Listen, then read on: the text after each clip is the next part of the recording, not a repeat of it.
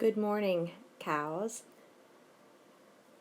I hope this video finds you well and having enjoyed a few days of relaxing and staying healthy. This is the first time I'm going to be trying to teach you these concepts for pronouns on a video, so we'll see how it goes.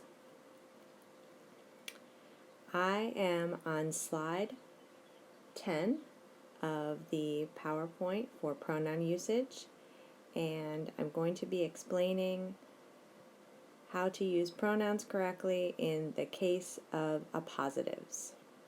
Appositives, as you may remember, are renamings. We've seen appositives when we studied comma usage and also when we studied dash usage.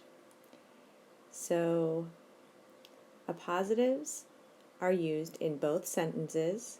They are used in the pronouns that you can see in the renaming of who the winners are in the first sentence and who the winners are in the second sentence.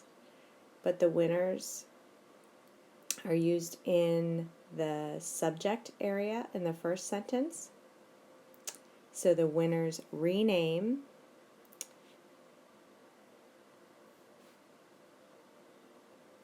who received gold medals. So we say the winners, she and I, received gold medals in the first example. And we see that we have a renaming of who the winners are in the second sentence.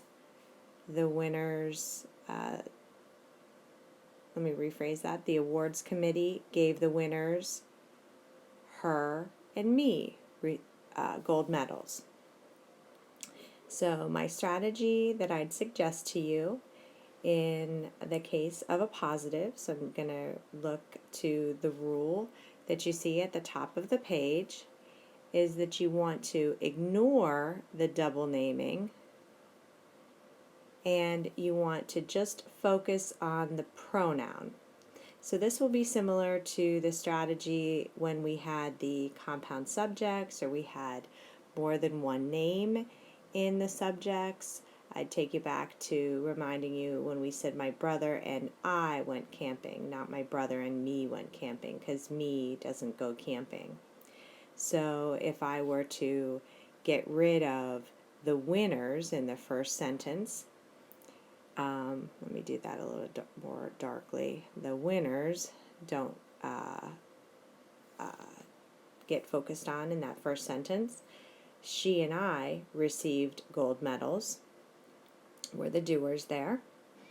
And in the second sentence, if I also ignore the double naming, I ignore the winners and I focus on the pronouns, the awards committee gave her and me gold medals. So I'm going to ignore the double naming and I'm going to focus on the pronouns, because awards committees wouldn't give I a gold medal, wouldn't give she a gold medal.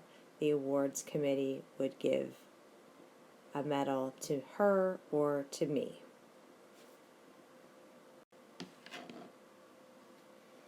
Okay, so I'm going to ask you to go to your exercise on appositives, and I'm going to go there myself. I'm going to look at the first example in exercise A, and if you read along with me, you have the party was planned by my two best friends, Alameda, and you have the choice between she and her. I have a couple of strategies that I can use there. One of the things that I can cross out is I can cross out, back from last week, I can cross out Alameda because I have the double names.